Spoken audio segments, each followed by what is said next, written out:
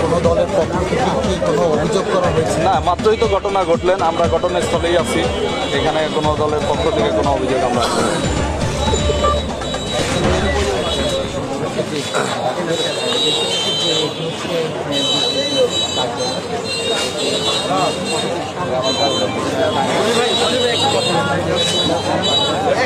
আপনি এখানে এসে কি দেখেছেন এতটুকু বলতে হবে। আমরা এখানে জানতে চাচ্ছি আপনারা এখানে এসে কি দেখতে পেলেন একটু আমাদেরকে বলেন।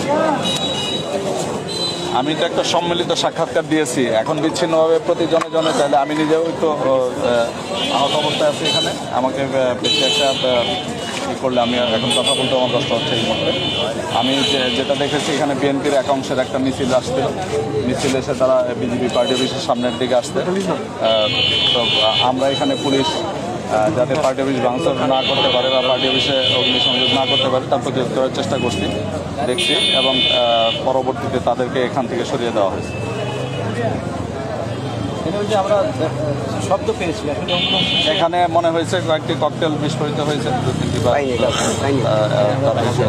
কারা কোথা থেকে মারছে আমরা এখনো এটার বিষয়ে কোনো তথ্য পাইনি বা আমরা শব্দ শুনেছি। বিজেপির অফিসটা তো বন্ধ ছিল, বিজেপি অফিসটা ছিল বন্ধ, বিজেপি অফিস বন্ধ ছিল না, অফিসে কোনো লোক ছিল না।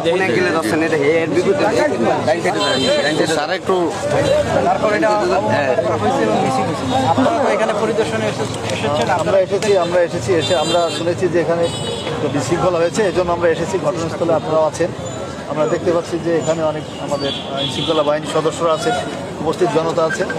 আপনারা ইতিমধ্যে অবগত হয়েছেন যে এখানে একটা রাজনৈতিক দলের একাংশের মিছিল বের হয় এখানে। তার উপরে আমরা যেটা শুনেছি সেটা হলো একটি ককটেল বা উচ্চ শব্দ আমরা শুনেছি।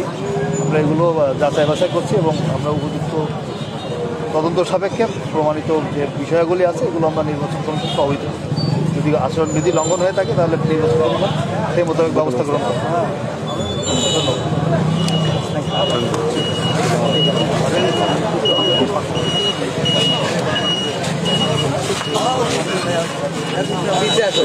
আমরা এখন আছি নতুন বাজার মানে জাতীয় পার্টি বিজেপির সামনে।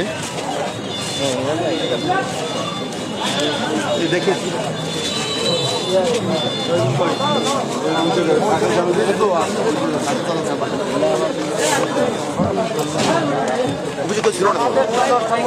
সম্মিলিত হয়ে বিএনপির কিছু কুচক্রীগণ আমাদের এই বারবার হামলা চালাইতেছে। আজকের হামলাটার কোনো কারণ আমরা পাই না। আমাদের দলীয় অফিস লক্ষ্য